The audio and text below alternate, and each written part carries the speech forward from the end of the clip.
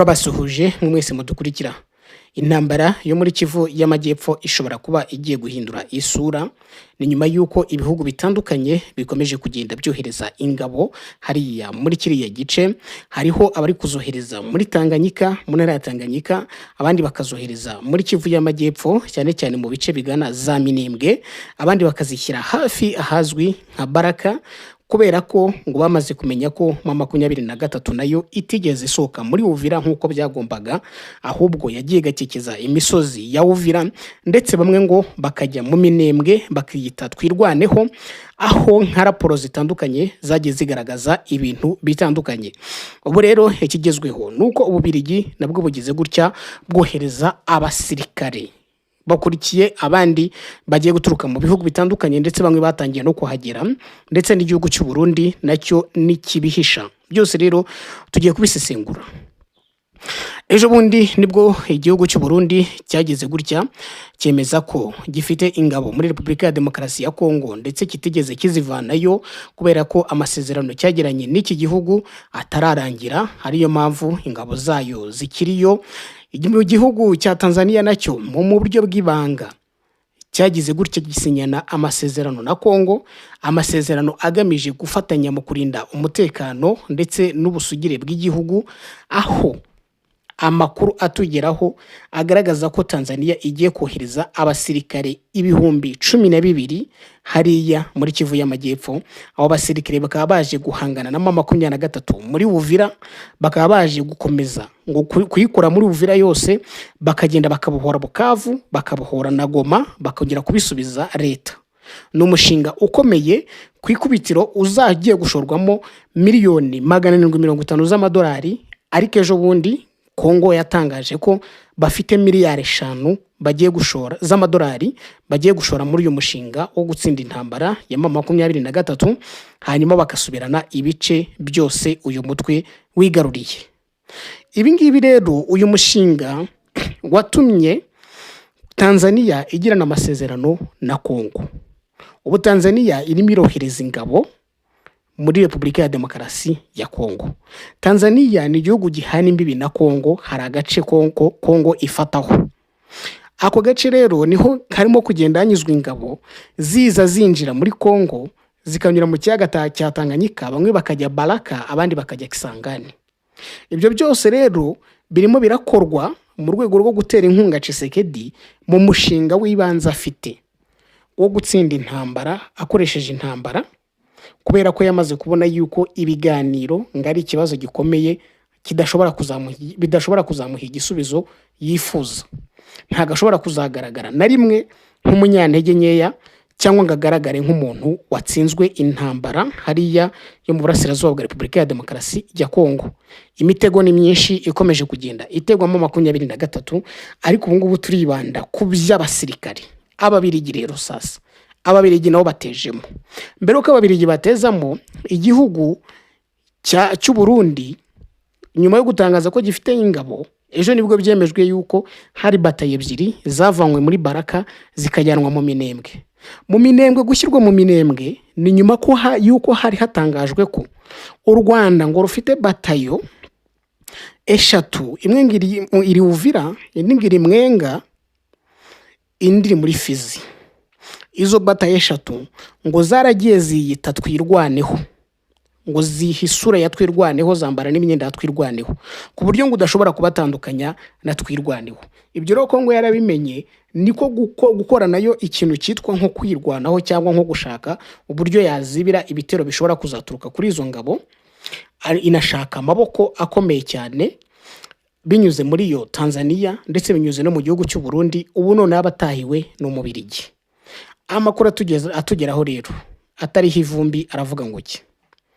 Aravuga ko ku itariki 8 aribwo ingabo z'Ababirigi 412 zisanga abandi basanzwe muri Kongo. Aba basirikare ngo 412 b'abakomando boherejwe muri Kongo, ariko bafite misiyo ikomeye. Misiyo ikomeye bafite niyo gutoza FDLR, Mai Mai ya Kutumba, Wazalendo Burundi, igisirikare cy'u Burundi ndetse n'igisirikare cya Kongo, ariko ku ntego imwe ikomeye. Intego aba basirikare b'Ububiligi bajemo ni intego yo gutoza iriya coalition ya FARDC, y'Abarundi, ya Wazalendo, ya FDLR, kugira ngo babashe kongera kwigarurira umujyi wa Bukavu. Nibamara kwigarurira umujyi wa Bukavu, bakomereze no mu mujyi wa Goma no bawufate. Waduhaye amakuru yatubwiye yuko uyu mugambi M23 yamaze kumenya wose, kandi ngo yiteguye iryamiye amajanja. Hari umugambi wa Tanzania wo kohereza abasirikare 12,000. Hari umugambi w'u Burundi, ejo buri byayishoboye yuko Burundi ngo mbere bwari bwohereje abasirikare barenga 29,000, ariko ubu ngubu ngo hashobora kuba hasigayeyo 10,000 gutyo bisaga. Nyuma yuko hari abavugaga ngo Abarundi ngo baratsinzwe muri Uvira ngo basubira mu Burundi. Oya, ntabwo ari bose basubiyeyo. Hari 10,000 by'abasirikare b'u Burundi bikiri hariya muri Kivu y'Amajyepfo. Ntabwo bari muri Uvira, ariko bari muri za Minembwe, bari muri Baraka n'ahandi hose bakenewe. Abo basirikare utisiza aba Tanzania ugashyira aba instructeur b'Ababiligi, aba na training abasirikare mu byumve. Ariko Ububiligi na mbere bwohereje abacanshuro nako ingabo ziyongera kuba canshuro leta ya Kongo yashatse. Aba bose umugambi numwe nuwo gutuma leta ya Kongo misiyo bahawe izanashorwa ari ziriya miliyari 5 mu myaka 5. Bahawe misiyo yuko bagomba gufata ubutaka bwose M23 yigaruriye bakabusubiza ku ruhande rwa leta. Iyo niyo misiyo ya mbere bahawe. Iyo misiyo igaragara nkaho ari misiyo wavuga yuko ikomeye cyangwa igoye, ariko aba bagabo bamaze kwiyemeza ko bagomba kuzabikora kandi bakayigaruza. Niyo mpamvu uyu munsi hari abasirikare bavanywe Kisangani bajyanwa Karemi, bamwe baguma Karemi, abandi bajyanwa Baraka. Niyo mpamvu ubona bakora ibitero bikomeye kugira ngo M23 itarenga muri Fizi. Kugeza ubu nta nubwo koko na Fizi irayifata yose, kuko ubu ngubu ahantu baherereye Baraka kandi nako baherereye Makobola, ntago baragira Baraka bivugwa ko ngo ari nko milimetero 80 uvuye Uvira. Milimetero 80 urumva aracyari mu rugendo rurerure, ntago baregera aho hantu. Ibyo bintu rero byo kurekera itanuza abasirikare, ubusesenguzi bugaragaza ko bifite ahantu bihuriye n'inzira ikomeye Tshisekedi yahisemo yuko agomba kuzatsinda iyi ntambara akoresheje igisirikare. Bikaba ari nayo mpamvu arabavuga ngo kuba yateguye ibi biganiro bigiye guhuza ngo abanyekongo bihagarikiwe nangura nk'umuhuza, ngo bigamije gutuma abona ikitwa time, abona igihe cyo kwitegura iyo ntambara atuje. Yamara kwitegura iyo ntambara atuje, akazagaruka yiteguye M23 ihura n'akaga gakomeye. None ngo ku buryo nta n'ikintu ngo gisa naho kizava muri ibyo biganiro, ahubwo we icyo ashaka ni ukugira ngo yibonere igihe, akomeza atembereza igihe, amahanga arangara avuga ati ariko hari ibintu birimo guprocessing, hari ibintu biri gukorwa kuri iki kibazo. Niba muhamagara avuga ati ariko hari ibyo turi gukora, hari ibiganiro biri ongoing, ariko noneho bigamije yuko uyu mugabo abona igihe gihagije cyo kwitegura urugamba byanze bikunze azahanganamo na M23, kandi akaba yiteguye yuko azarutsinda. Iyi nzira y'intambara ni nayo yamukururiye kujya gukorana na Leta Zunze Ubumwe z'Abarabu kugira ngo zimufashe muri diru na Eric Prince ufite abacanshuro ba Blackwater. None bazabamuhe abacanshuro ngo bari mu kiraka muri Sudani, ikiraka bahawe na Leta Zunze Ubumwe z'Abarabu. Nibava muri icyo kiraka bazabamuhe ahita bajyana muri Kongo, abongeraho abasirikare b'ibyo bihugu. Nyamara kubongeraho ku basirikare b'ibyo bihugu bagende bajye gukubita M23. We niko Shema yayikoze, niko umugambi yawuteguye, ku buryo ngo n'ibintu byo gutumira M23 mu biganiro ngo ari nk'urwitwazo rwo kugira ngo barebe yuko ibyanga, kuko nayo yavuze ko yabyanze ntabwo izajyayo. N'ibyanga avuga ati murabona aba bantu ntibashaka amahoro binyuze mu nzira y'ibiganiro, ahubwo icyo bashaka ni intambara. bise naho bihaye urwaho n'ibindi bihugu bavuga bati okay, bari abantu biragaragara ko bashaka intambara, natwe reka dutange ubufasha kugira ngo koko muhangane mu by'intambara, kandi igihugu nyine ni igihugu gishobora kubatsinda cyangwa se bakagitsinda. Ibyo ngibyo byose birashoboka, ariko ntekereza ko mu 23 yahuriweho n'ibisirikare by'ibihugu 10, ntekereza ko itarusyaho. Ibyo rero ni ikintu kirimo umutego cyangwa kirimo ikindi kintu kigamije. Abasirikare rero b'Ububiligi bamaze kuhagera, bamaze kugera muri Kongo, bakaba bagiye gutangira ikiraka cyo kwigisha. Ariko nubwo bavuga ngo baje gutraininga, n'aba bacanshuro yazanye bo muri Romania baje bavuga ko ngo baje gutraininga, ariko nyuma bagaragaye ku mirongo y'urugamba. N'aba ngaba rero aba baje basanga abandi bahari ngo bari nabo bakoresha ziriya drone, ndetse ngo bakaba n'intase zikomeye. Aba ngaba nabo bari hariya muri kiriya gihugu cya Repubulika ya Demokarasi ya Kongo. Reka rero urumva ko intambara igomba kuba yahindura isura. Reka ibingibi tubireke tube tubicumbikiye aho ngaho, tutegereze ibyabo, ariko reka turebe n'andi mabwiriza akomeye cyane. Murabizi yuko mu minsi ishize Minisitiri Muzito ushinzwe bije yagiraga gutya akikora akajya kuri televiziyo, amara kujya kuri televiziyo agatangaza uburyo Kabila si umwanzi w'igihugu, Kabila nta kibazo ateje, Kabila umuntu wayoboye igihugu ntabwo uyu munsi wamukarifiya nk'umwanzi w'igihugu. Bitandukanye n'ibyo Tshisekedi we akoresha akarifiya Kabila. Akongera akavuga ngo twebwe twateguye miliyari 5 z'amadolari zo kuzatsinda u Rwanda mu ntambara. Akabisobanura byose.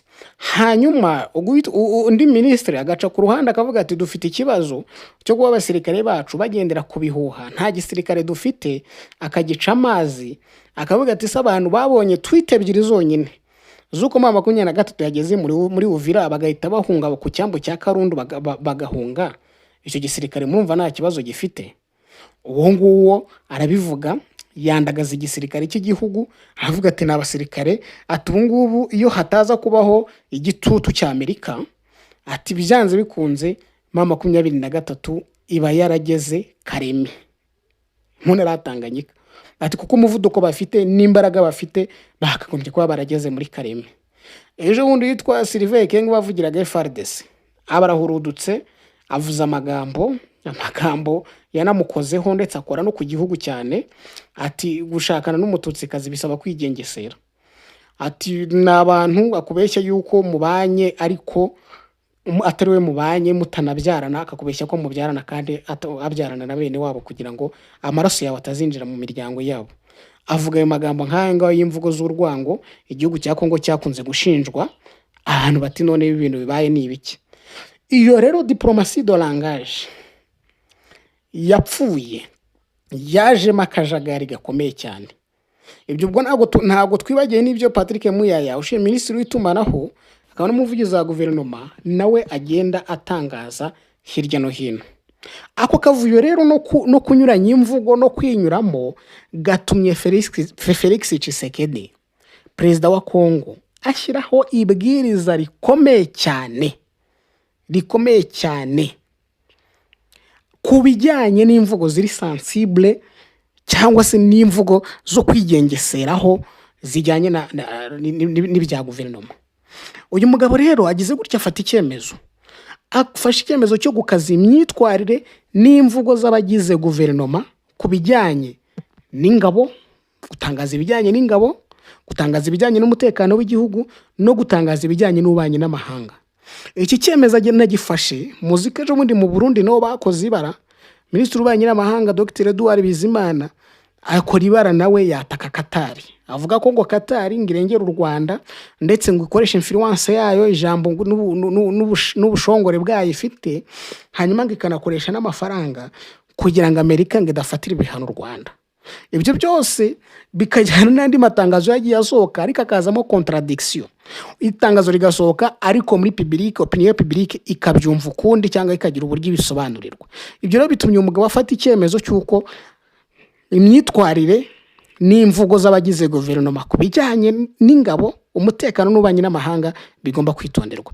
Mu nama y'abaminisitiri rero yabaye ejo kuwa gatanu muri Kongo, nk'uko byatangajwe na minisitiri w'itumanaho n'itangazamakuru Muyaya, yavuze ko hemejwe ko kuva ubu ngubu buri tangazo ryose rigenewe rubanda ritanzwe n'umunyamabanga wa leta cyangwa minisitiri muri ziriya nzego rigomba kubanza kunyura mu buryo bwihariye no kuganirwaho no kwemezwa mbere. Ntago bari buri wese muri Kongo ucyemerewe kuba yagira gutya, niba ari minisitiri cyangwa niba ari umunyamabanga wa leta, ngo yandike itangazo ngashyire hanze.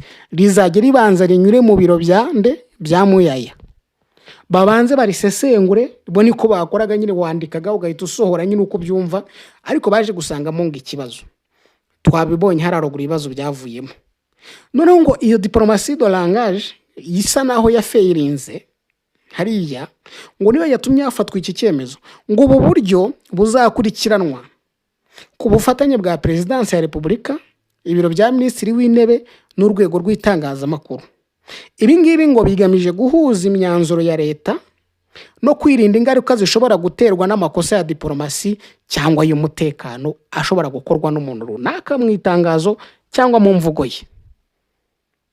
Cyemezo gikomeye cyane ariko kinakwiye.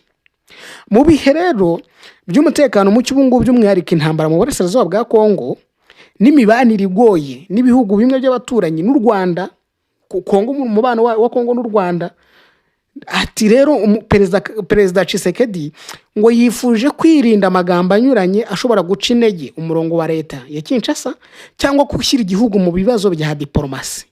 Aho ngo ni wese avuga ati rero kugira ngo yenda umuntu atangaza ibi ngibi, nk'ejo ndi ari minisitiri tunamubabwiye watangaje ko ingabo za Kongo nta kigenda, ngo ugize gutyo ngo gatwitinga, ati ako kanya biba bibaye nyine bihita bihinduka ibindi. Ati rero ibyo ngibyo rero ntabwo dushaka yuko byakongera guteza ibibazo bya diplomasi cyangwa ibibazo by'umutekano. Ibyo ngibyo nyine navuga ko minisitiri w'ubuhinzi minisitiri w'ubuhinzi Muhindo Nzangi yahuye n'igitutu gikomeye nyuma y'itangazo, ahubwo nanone yuko ngo hari ikibazo gikomeye ngo uruhare rw'itangazamakuru ngo rya Kongo mu bibazo by'umutekano, kandi yavuga ngo tweet yonyine ngo ngihita iteza ikibazo. Rero abaminisitiri bose bahawe umukoro ukomeye bwo kubanza kuganira, ndetse ibyo bagiye gutangaza cyangwa ibyo baganiriye bakabwirwa niba bemerewe yuko baba babitangaza cyangwa batabitangaza. Ubirenzeho hakaba yahura n'ibihano. Ibyo rero uretse ibyo ngibyo hari n'ibindi bintu byakunze kuboneka ukibaza ninde uvugiriye leta. Ibyo byose rero byahawe umurongo, bizajya binyuzwa muri Perezidansi, binyuzwe muri Minisiteri y'Intebe, hanyuma nimara kunyuzwa muri Minisiteri y'Intebe bigende binyure muri Minisiteri y'Itangazamakuru n'itumanaho kwa Patrick Muyaya, bemeze ibigomba gutangazwa n'ibihe. Reka turebe noneho n'iyi nkuru yuko icyoba abarundi baturiye umupaka w'u Rwanda bari mu cyoba gikomeye cyane, kubera ngo abasirikare benshi ba FDNB boherejwe hariya mu bice bitandukanye byegereye u Rwanda. Abaturage rero ngo bafite ubwoba bwinshi cyane, aho guhera ku itariki ya 7 z'ukwa 12 koherezwa ku bwinshi kw'ingabo z'u Burundi n'ibikoresho bya gisirikare biremereye ku mipaka ya Kibira no hafi y'uruzi rwa Ruhwa, byateye impungenge zikomeye abaturage bo mu bice byegereye uyu mupaka, kuko aribo bagirwaho ingaruka zihohoterwa rishingiye ku ntwaro n'ingamba zibabuza kugenda uko babyifuza. Burundi bwafashe ingamba zikomeye cyane, kuko iteka ryose iyo Perezida wa Repubulika avuze ati barashaka kudutera, ni ibintu mu by'ukuri biba bikwiye kumvwa vuba kandi bigakurikiranirwa hafi. Ariyo mpamvu Burundi bwafashe ingamba, bushyira ingabo, bushyira ibikoresho biremereye hafi y'imipaka yabwo n'u Rwanda, kubera ko ngo babonye amakuru ko u Rwanda rushaka kubatera. Ingabo rero z'u Burundi zongereye umubare w'abasirikare ku mupaka uhana imbibi n'u Rwanda nyuma yo gutsindwa na 23 ubwo impande zombi zari zihanganiye muri Kivu mu mirwano yabereye muri Kivu y'Epfo mu kibaya cya Rusizi. Nibwo Burundi bwahise bukaza izo ngamba bavuga ngo byanze bikunze. Ejo bundi nabonye umunyamabanga mukuru w'ishyaka riri ku butegetsi CNDD-FDD yitwa Reverend kuri yavuga ati kuba makumyabiri na gatatu yarafashe Uvira ni kimwe no kuba u Rwanda rwayifashe. Ati rero ingamba twafashe ku ruhande rw'u Rwanda ni nazo tugomba gufata ku ruhande rwa Uvira kuko bose ni bamwe. Muri kariya gaciro ka Rusizi abasirikare b'u Burundi bari bafatanyije urugamba n'ingabo za Kongo, Wazalendo ndetse na FDLR. Gusa social media ya Burundi ivuga ko kohereza ku bwinshi ingabo hafi y'imipaka y'u Rwanda biri mu gice cy'ingamba nini z'ishyaka CNDD-FDD riyoboye Burundi kuva muri 2005. Kuri ubu rero mu bice byegereye umupaka abaturage babayeho mu bwoba nk'uko abaturage bagenda babitangaza, kuko nko ku musozi wa Bumba muri komine ya Bukinanyana mwe mu baturage avuga ko bafite impungenge ko intambara ishobora kwiyongera bigatuma abasivili bava mu byabo batazi aho bahungira. Abandi bakavuga ko mu gace ka Rukana undi muturage yavuze ko ubuyobozi ngo bwa gisirikare bwashyizeho isaha ntarengwa yo kuba abaturage batashye bageze mu rugo. Ati umuntu wese uvuye Rugombo ajya mu gace kegeranye n'umupaka wa Ruhwa agomba kuba yamaze gutaha mbere ya saa 12 z'umugoroba. Mbere ya saa 12 z'umugoroba ugomba kuba uri mu rugo. Ati twebwe tubeshwaho n'ubucuruzi ku isoko rigezweho rya Rugombo, ariko twabujijwe kugenda nyuma y'iyo saha, nyamara niho dutungira imiryango yacu. Abandi baturage batinya ko abasirikare ngo badafite ibibatunga bihagije bashobora guhohotera abasivili kugira ngo babone ibiribwa. Bavuga ko hari imitwe yitwaje intwaro ivuga ikinyarwanda ikora mu mashyamba ya Bukinanyana na Mabayi imaze gusahura ibiribwa n'amatungo byabo. Bityo rero umva ikintu basaba ubuyobozi no kwirinda ibikorwa byose byateza umwuka mubi hagati y'u Rwanda n'u Burundi, kubera ko byanze bikunze abaturage baturiye imipaka birimo birabagiraho ingaruka kandi ingaruka nyinshi. Ubu ngubu amarondo yarakajijwe, Burundi bwakajije amarondo kubera ubwoba bw'uko ngo u Rwanda rushaka kubatera. Gusa u Rwanda rwagiye rugaragaza ko nta gahunda rufite yo gutera Burundi. Gusa abayobozi b'u Burundi bakomeza kugaragaza ko batizeye ibivugwa n'u Rwanda kubera ngo uburyo rufasha makumyabiri na gatatu ngo bishobora kuvamo yuko ngo u Rwanda rwari rubafite ikibazo kubera ko ngo nabo bagiye mu ntambara yo guhangana na makumyabiri na gatatu. Abarundi bo ntibatinya kuvuga yuko byanze bikunze ari u Rwanda ruri muri Repubulika ya Demokarasi ya Kongo. Reka rero tunarebe dusoza makumyabiri na gatatu igize gutya ihamagazwa Kinshasa. Hamagajwe Kinshasa binyuze muri perezida wa Angola João Lourenço Goncalves. Yahamagaje makumyabiri na gatatu avuga ko igomba kwitabira ibiganiro bya Kinshasa. Ibiganiro bitaramenyekana itariki bizatangirira, ariko ni ibiganiro bizwi nka dialogue national. Gusa makumyabiri na gatatu nubwo ari amakuru mashya yo kuvuga yuko ngo Angola yamaze gutumira makumyabiri na gatatu mu biganiro bizabera i Kinshasa, ariko ngo ni ku busabe bwa perezida Tshisekedi. Makumyabiri na gatatu kuba yakitabira ni ibintu byiza, ariko nanone yamaze kwemeza ko itazitabira ibiganiro ngo kereka guverinoma ya Kinshasa niyemeza ko yahanaguye cyangwa yasibye ibiganiro bya Doha bitazongera gusubukurwa. Gusa leta ya Kinshasa yo imaze kubona ibyavuzwe na makumyabiri na gatatu yavuze ko ibiganiro bya Kinshasa bidafite aho bihuriye n'ibiganiro bya Doha, kuko ngo ni ibiganiro bibiri bitandukanye, ndetse nubwo byose biziga ku mutekano muke ariko ntago byose bihuje ubukana.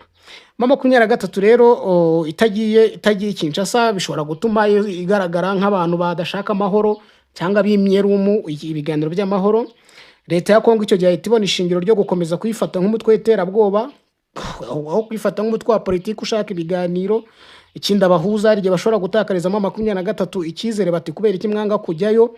Leta rero none ya Kongo ishobora kubigenderaho ikavuga iti makumyabiri na gatatu yanze kwitabira, reka dukomeze ibitero byo guhangana nayo binyuze mu nzira za gisirikare. Ibyo nabyo birashoboka, ndetse abafatanyabikorwa ba Kongo bashobora kuvuga bati okay, niba banze kwitabira reka tubafashe mu bagabayeho ibitero mu batsinde, kandi makumyabiri na gatatu yanashyirwa no mu kato ka diplomasi. Ariko nanone nayo ku rundi ruhande ifite impamvu zo kutitabira ibi biganiro bya Kinshasa.